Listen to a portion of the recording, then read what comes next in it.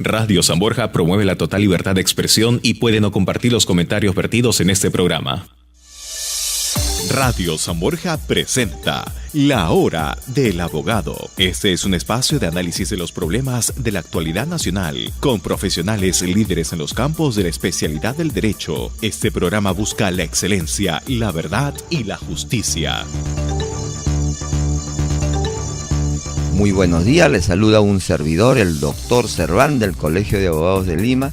Tenemos un invitado especial, el doctor Francisco Magno Quispe Nestares, egresado de la Universidad de San Marcos y fiscal titular en lo penal de Lima. Muy buenos días, doctor. Muy buenos días, doctor. Gracias por la cordial invitación. También tenemos acá en la producción y conducción al doctor Verástegui. Muy buen día, doctor. Muy buen día a todos los radioyentes y muy buen día a nuestro invitado. Tenemos también acá una productora y conductora de La Hora del Abogado, la señorita Heidi Villanueva. Muy buenos días, Heidi. Buenos días a todos. Tenemos realmente una preocupación. El Colegio de Abogados ha tomado la iniciativa de hacer una lucha frontal contra la delincuencia.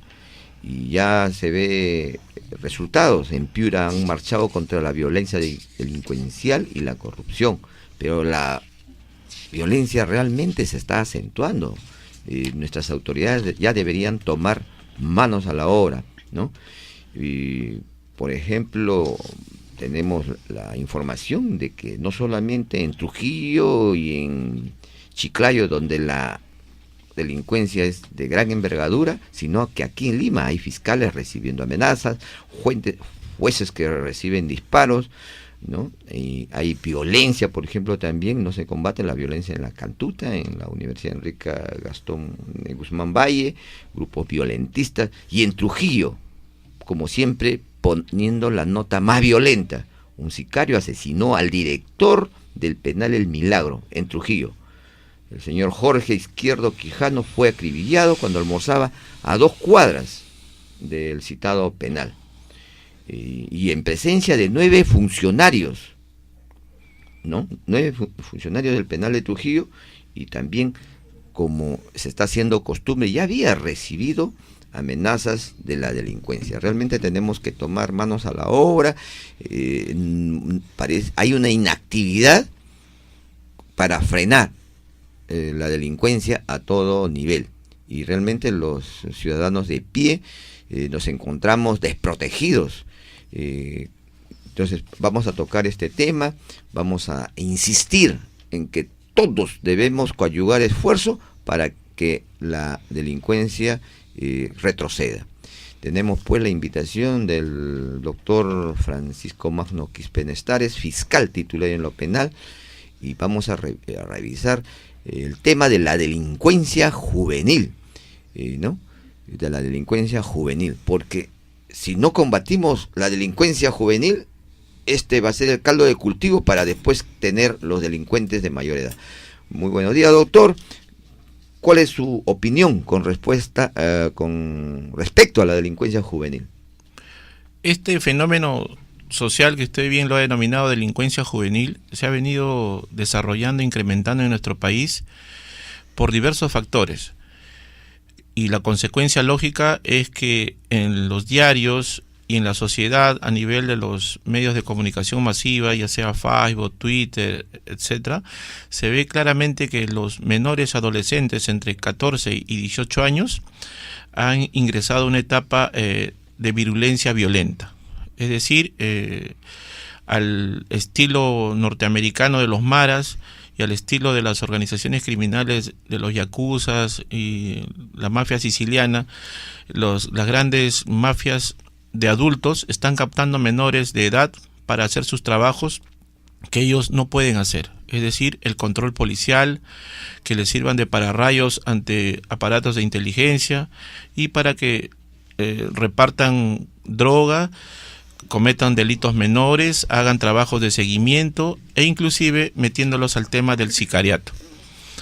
Y eso lo vemos a diario con el tema, por ejemplo, de hace 2 semanas, como usted lo dijo, Trujillo se ha convertido en un caldo de ebullición donde ha sido capturado un menor de 15 años que ya tenía 3 asesinatos en su haber, y el tema de Gringacho y el tema de las barras bravas, donde diariamente en cada movilización de los equipos de fútbol, si no atentan contra la propiedad privada o la propiedad de terceros, atentan contra la vida, el cuerpo y la salud de los transeúntes que mansamente discurren por la sociedad, quitándole sus bienes y ocasionándole lesiones en el cuerpo.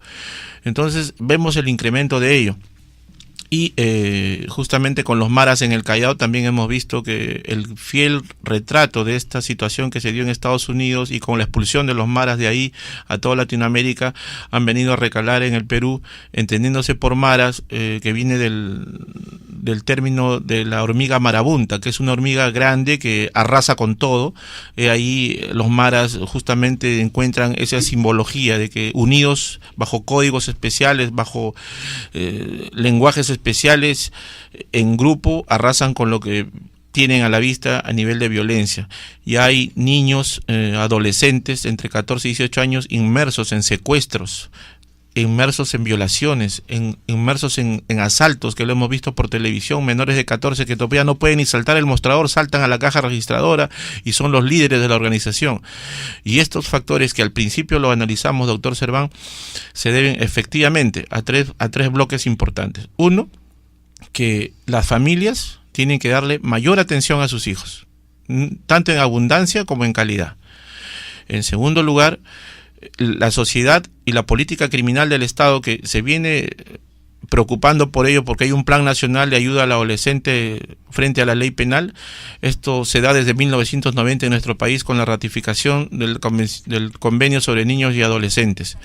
Entonces dejo aquí la interrogante: ¿podremos nosotros, como política criminal del Estado, coadyuvando con todos los sectores, ya sea Ministerio de Salud, Interior, Educación, el Ministerio Público, el Poder Judicial, las ONGs internacionales, las Naciones Unidas y los brazos que tienen articulados sobre protección de niños y adolescentes, hacer que la sociedad americana, porque no está en tela de juicio la sociedad peruana?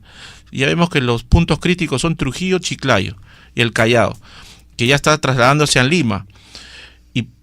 Probablemente en el futuro estamos llegando a una colombianización o a una situación más crítica, que hay que analizarlo con mucho detalle.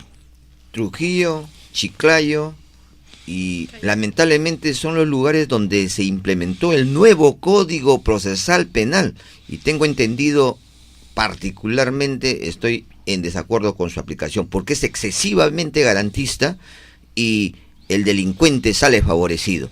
Doctor, ¿cuál es su opinión con respecto a esto? El nuevo Código Procesal Penal efectivamente rige ya en buen tiempo en varios distritos judiciales del país. Se ha incrementado su presupuesto, se ha incrementado su personal, se ha incrementado la capacitación de los operadores de administración de justicia, jueces, fiscales, abogados de oficio y peritos, pero el trabajo es incipiente. La sociedad poco a poco va a ir mimetizándose con a fin de que no haya caldos de ebullición como lo ha habido en Trujillo, donde la sociedad un poco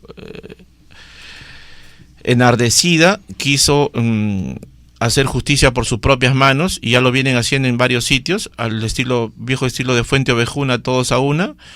Vienen a hacer justicia por sus propias manos, justicia popular, porque la justicia normal, racional del sistema viene funcionando un poco de manera no inadecuada, sino con la certeza de que las evidencias, las pruebas no hacen que los verdaderos responsables sean sancionados penalmente. Por decir, en Huaura, que es el distrito judicial donde se fundó esto, y lo hemos visto cuando hemos ido a hacer pasantías ahí de viaje, hemos visto que de 20 casos que entran, por hacer una analogía, 12 son sobreseídos, 4 son archivados y un bajo porcentaje se termina con acusación y sentencia, lo cual a veces ante el agraviado y ante la sociedad, pues no es un buen reflejo de eficacia, ¿no? De eficacia de administración de justicia. Y esto tiene que ir poco a poco mejorando, como usted lo ha dicho, doctor Serván, tiene que ir mejorando en cuanto que al fiscal y la policía nuevamente vuelvan a trabajar de la mano como un binomio. La policía no puede hacer un trabajo aparte y el fiscal un trabajo aparte, sino que ambos, mentalizados como operadores de administración de justicia, uno llevando la dirección y el otro coadyuvando a que las pruebas y evidencias hagan que el imputable sea sentenciado y sancionado eficazmente, hagan que el señor juez tome una sabia decisión mandando a las personas que tiene que mandar, en el caso de los adultos, a engrosar las altas cifras de la criminalidad a los penales. Y eso tiene que darse poco a poco cuando tengan que entender los operadores, tanto el policía como el fiscal como el juez, que somos parte de un mismo equipo, que es la justicia. Y si la justicia está dividida, lamentablemente vamos a tener caldos de ebullición como Trujillo, Chiclayo, donde la anarquía jurídica en el tema delincuencial diariamente se incrementa. Ahí matan a diario personas, secuestran a diario personas, los taxistas, los empleados, los empresarios, toda persona que tiene un dinero extra y que lo hace ver a la sociedad es víctima de estas extorsiones. Y eso ya tiene que parar en el país por un sistema de calidad de vida que tenemos que tener nosotros para que nuestras personas y nuestras familias puedan cumplir su proyecto de vida. El Colegio de Abogados de Lima ha tomado alerta. Realmente la información que recibimos por diferentes medios es alarmante. La delincuencia sigue avanzando y tenemos que tomar ya cartas en el asunto. Y con respecto a lo que usted menciona, doctor Magno Quispe, en el sentido de que amparados en el nuevo Código Procesal Penal, de 20 casos, uno realmente tiene posibilidad de ser sancionado, esto hay que mejorar, esto tiene que mejorar. La delincuencia sigue avanzando y en el tema de la delincuencia juvenil vamos a seguir conversando con el doctor Francisco Magno. Un corte y regresamos.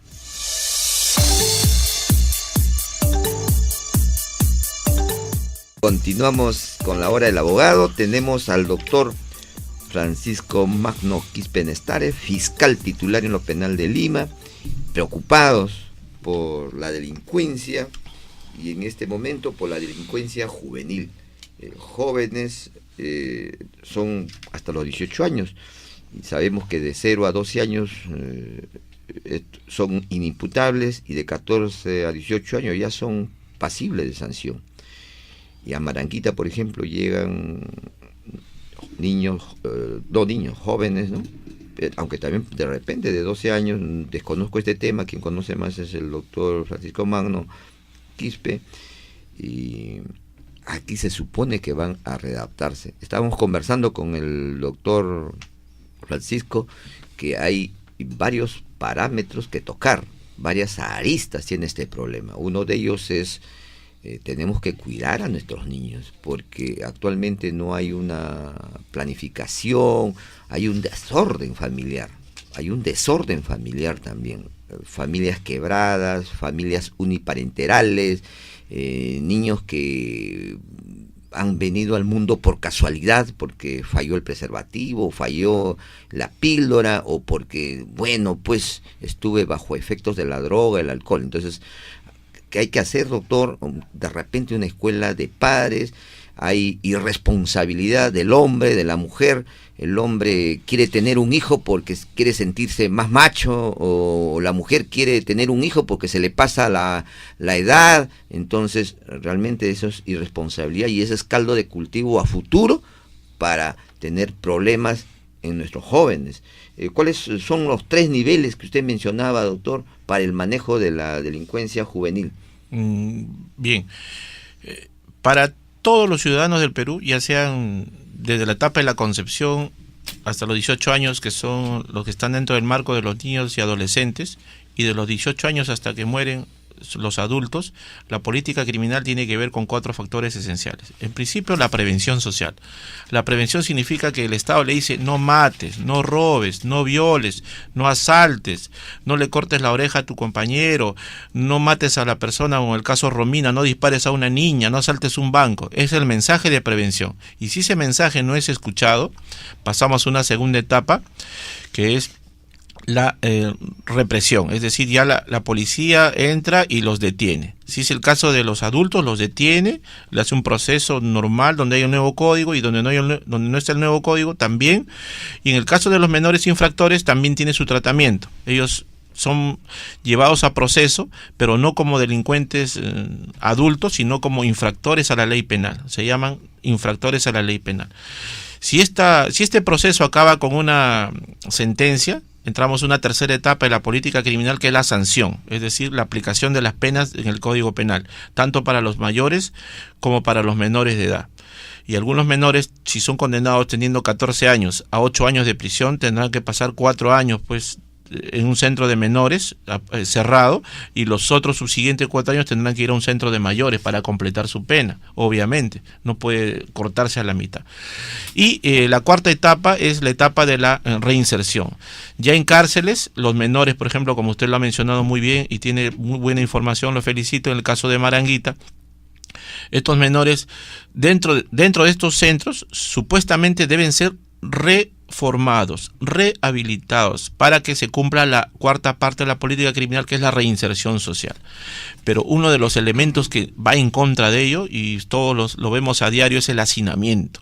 Vemos, por ejemplo, que en Santa Mónica las mujeres adultas duermen encima unas de otras en el suelo, en los penales de Castro, duermen en el suelo con los colchones cuando hemos ido a hacer visitas inopinadas en la noche, requisas, están tirados por ahí uno encima de otro, otros duermen en las pampas, entonces el hacinamiento es así tan fuerte que hasta de repente hasta sueñan lo mismo, ¿no? En un son de broma decimos así cuando vamos a visitarlos. Y igual sucede en los centros de rehabilitación para menores. Hay centros que son administrados por el Poder Judicial. Maranguita es administrado por el Poder Judicial, como también hay centros de menores, ONGs internacionales que aprovechando la ley que ha dejado un vacío que tiene que ser llenado por ellos, lo han llenado. Y hay muchas ONGs que acogen a personas y a niños y a niñas, como por ejemplo Santa Margarita en Chosica, etcétera, y otros en San Isidro, que acogen a los niños que están desvalidos. Y ahí va su pregunta, que es la más importante, que me ha hecho reflexionar, y creo que la sociedad y los abogados vamos a reflexionar sobre ello. Los menores, en principio tenemos 3 grupos. Un grupo que es el factor de riesgo dentro del grupo social, digamos grupo social. Tenemos que ayudarlos en el grupo social. Los niños tienen que tener salud, acceso a la salud. Tienen que tener el famoso SIS libre. No necesita estar asegurado, porque un niño que no tiene seguro, y la Constitución no se está cumpliendo, ni lo preceptado por las Naciones Unidas. Salud libre.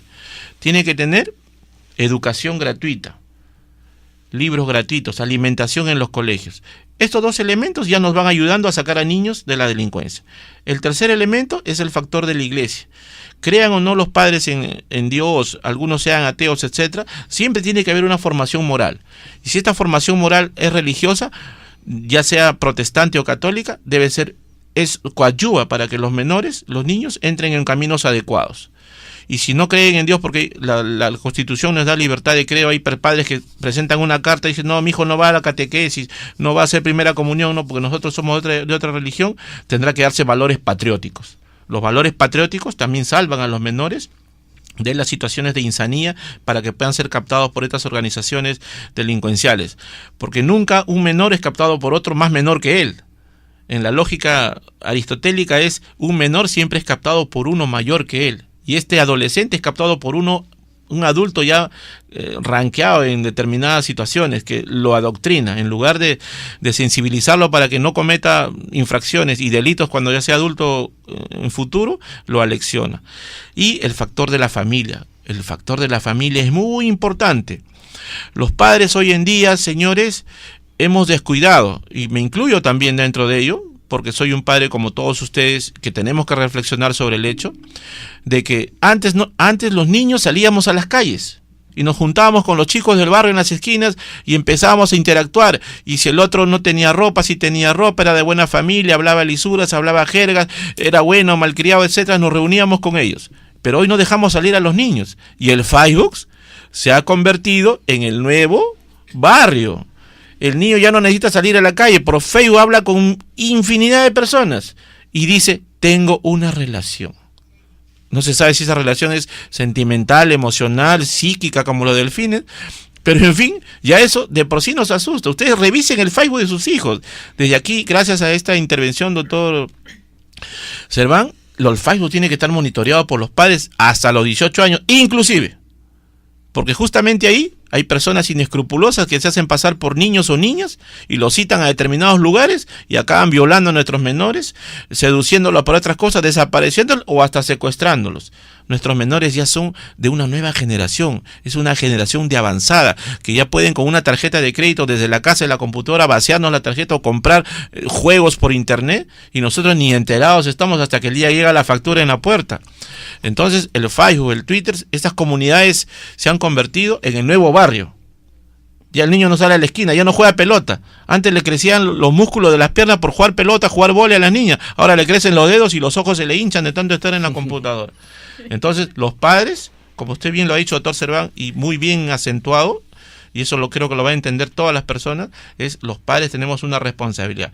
Pero en caso que los padres estén separados, no es necesario que esto también suceda. Uno de los padres tiene que tomar las riendas, estar detrás de los hijos. Lamentablemente los hemos traído al mundo y tenemos que estar detrás de ellos hasta que sean libres y puedan decidir por ellos mismos y no dejar que otros decidan por nuestros hijos. Es nuestra responsabilidad.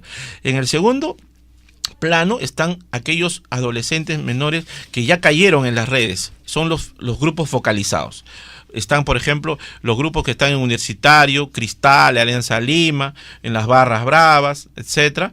Están los chicos que forman parte de las pandillas, los cogoteros de tal sitio, los bandidos de tal sitio, y que ellos se entienden por códigos. Ustedes ven, usted va a su casa y ve una A escrita en la puerta con spray. Ve una pictografía escrita en el mural del colegio. Esos son códigos de los niños que ya se están reuniendo en pandillas pequeñas. Para bien o para mal ya se están organizando y empiezan las confrontaciones entre estas pandillas. Entonces estos grupos ya son captados para vender drogas. Y hay menores que han sido detenidos vendiendo drogas en su colegio. Hay menores que entran con arma al colegio. Hay menores como el otro día salió en los diarios, un menor que le metió una trompada al profesor porque lo jaló de la nota. Y hay temas violentos.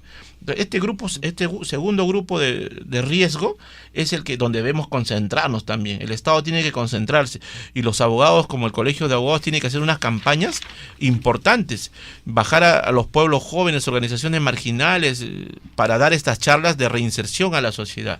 Y el tercer grupo son los menores que ya están en los centros que hablábamos, cómo readaptarlos a la sociedad. Si muchas veces, por ejemplo, los vecinos de Maranga, ahí en San Miguel, hacen marchas para que saquen a Maranguita de ahí. ¿Por qué?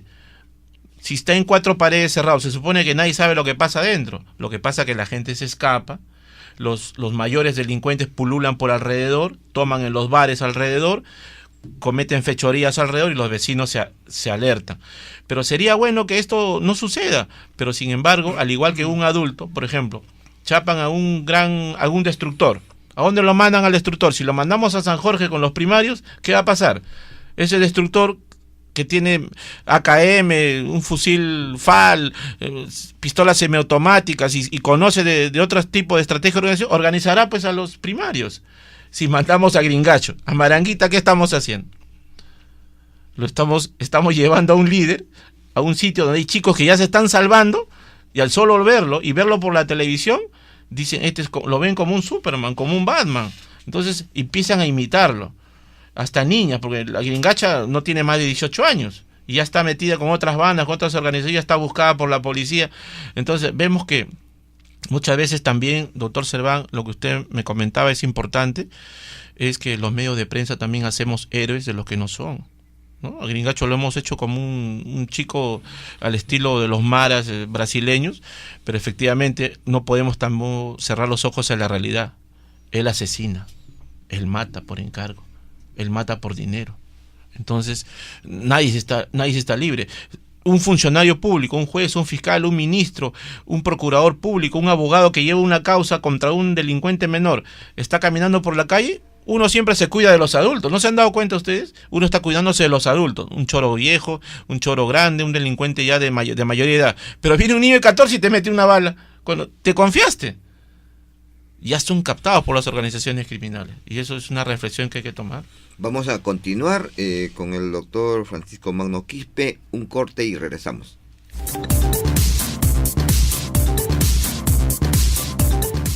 Tenemos como invitado en un tema muy importante ¿no? El doctor Francisco Magno Quispe conoce el tema de la delincuencia, conoce el tema de estas bandas organizadas, conoce el tema de la pérdida de dominio, y aquí me informa también el doctor Verástegui que quiere hacer una intervención. Sí, doctor.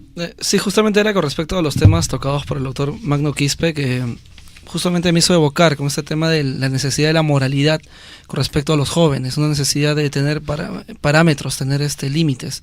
Me acordaba del tema de Immanuel Kant, cuando sacaba la crítica de la razón pura, él indicaba de que si bien en el tema de Dios, el espíritu, el alma, son temas que no hay conocimiento, no podemos debatir, puesto de que no podemos demostrar su existencia, no podemos demostrar su no existencia, pero sin embargo, en ese tema no hay un debate entre las partes, y como que arroja a Dios, lo saca a Dios, pero luego Immanuel Kant se da cuenta de que es peligroso sacar a Dios del mundo, de sacar de los seres humanos, y en la crítica de la razón práctica ingresa a Dios como un factor de necesidad dentro de la moralidad, ¿no? Entonces me acordaba de esto con el tema tocado por el doctor Magno Quispe. Asimismo me acuerdo también de Pascal, que indicaba si Dios no existiera igual sería necesario crearlo, por esos límites. Bueno, mi pregunta era hacia el doctor Magno Quispe con respecto a su práctica dentro del derecho penal, como fiscal, como abogado. Al haber visto los temas menores que están dentro de este mundo delincuencial, ¿cuáles son los factores repetitivos entre ellos? Es decir, yendo a lo práctico, ¿cuáles son los factores que de repente hayan determinado que estos menores estén dentro de este mundo delincuencial? Esa es una pregunta muy, muy importante, porque es fácil saber las consecuencias por la alta cifra de criminalidad y por los medios que nos venden sangre, violencia, destrucción y muerte, son los titulares de diario que consumimos, y desde ahí nomás ya estamos digamos pecando entre comillas, porque el niño va al kiosco de periódico y ve pues sangre, muerte, destrucción, violencia, etcétera, y lo ve como algo cotidiano, ya convive con ello. Pero básicamente, de acuerdo a tu pregunta, y te felicito por haber recordado a esos pensadores filosóficos que nos formaron en la universidad conjuntamente con el doctor Serván, que también pasó por esas aulas universitarias muy importantes de formación en esos temas, vemos que uno de los factores importantes que desencadenan la delincuencia juvenil son los factores familiares. Dentro de los factores familiares está la falta de supervisión o control de los padres. Los padres tenemos que supervisar y controlar diariamente las acciones de nuestros hijos. Si bien es cierto, van al colegio y nos traen una libretita que tenemos que firmar diariamente, tenemos que conversar con ellos sobre qué pasó, qué sucedió, internalizar con ellos. Ese control tenemos que tenerlo también en sus computadoras, en sus cuentas de Hotmail, Facebook, Twitter, Yahoo. Tenemos que monitorizar, porque no sabemos quién está al otro lado de la línea, no lo ves físicamente. Puede ser un depravado que está trabajando suavemente hasta llegar a determinado momento, que logra subliminalmente entrar a la psicología del menor y lo hace que se escape a los 12, 14 años para formar parte de bandas de explotación infantil, venta de drogas o delincuencia simplemente. Otro de los factores es la violencia de los padres para con los hijos. Eso ya lo dijo el doctor Serván, y aquí haría un punto, porque hay padres que somos realmente a veces un poco de carácter fuerte y pensamos que la represión en el hogar y el castigo a veces psicológico, estás castigado, ándate a la esquina, ya no salgas. Y en el colegio también lo reprimen, ese niño va haciendo una combustión interna que en determinado momento va a desfogar con un acto violento o acto de represión, o simplemente se vuelve tan pasivo que es fácil de dominar por cualquier persona en la calle. Entonces, este solo hecho de ser autoritario con los hijos, la violencia con los hijos, tiene que ser bien manejado. Tenemos que respirar, tomar calma y dar las órdenes y las instrucciones adecuadas. Y el mejor momento para hacer esto es el momento del desayuno, el almuerzo y la cena, donde todos estamos sentados ahí, y apagar los televisores, las radios y los celulares, y que eso se convierta no solo en un almuerzo, sino en un intercambio de ideas. ¿Qué te pasó? ¿Cómo te fue? Reír, charla, y de esa manera nos enteramos. Si quieren, en ese momento aprovechamos para enterarnos, porque el resto del día los padres, funcionarios públicos o comerciantes o privados están en todo menos en sus hijos, y solamente por celular. Otro hecho es las familias disfuncionales o destructuradas, que ya dijo el doctor, familias que son divorciadas, madres solteras. Ahora también hay padres solteros, he visto muchos padres solteros ya que están de moda. Entonces, estas familias destructuradas hacen que el niño no vea al papá y a la mamá juntos, y él se crea un complejo, o bien se le da el complejo de Edipo, o bien le da el complejo de Electra en el caso de niña. Entonces empieza a tener una fijación sobre determinado sexo, y ya le falta la carencia de la autoridad. o bien el amor de la madre, o bien la rigurosidad del padre. Al haber una de esas faltas de afecto, es caldo de cultivo para que ingresen por ahí personas inescrupulosas o la misma sociedad. Otro punto es los malos ejemplos conductuales desde la familia. A ver, oye hijo, no comes licor, no consumas drogas, y el papá pasa orondo por la sala con su cigarro o su puro en la mano y con un vaso de whisky, salud, haciendo una tremenda fiesta de 2 días con aguadita incluido para los invitados. Entonces, esos ejemplos conductuales tenemos que también llevarlos a los niños. No podemos reprimir a un niño de algo que después no podemos nosotros mismos cortar. Y ya para correr, la falta de comunicación y carencias efectivas, eso también hay que tenerlo en conocimiento, hay que conversar con los niños, y la ausencia de valores presociales o cívicos, lo que hablaba el doctor Serván y lo que hablabas tú. La escuela tiene que ser importante. Si no le damos religión y moral, le damos ejemplos cívicos de personas que han trascendido la sociedad y con sus ejemplos nos han dado valores. Esos valores tienen que rescatarse. Nos despedimos del doctor Magno Quispe. Muchas gracias, doctor. Vamos a tenerlo ojalá próximamente también.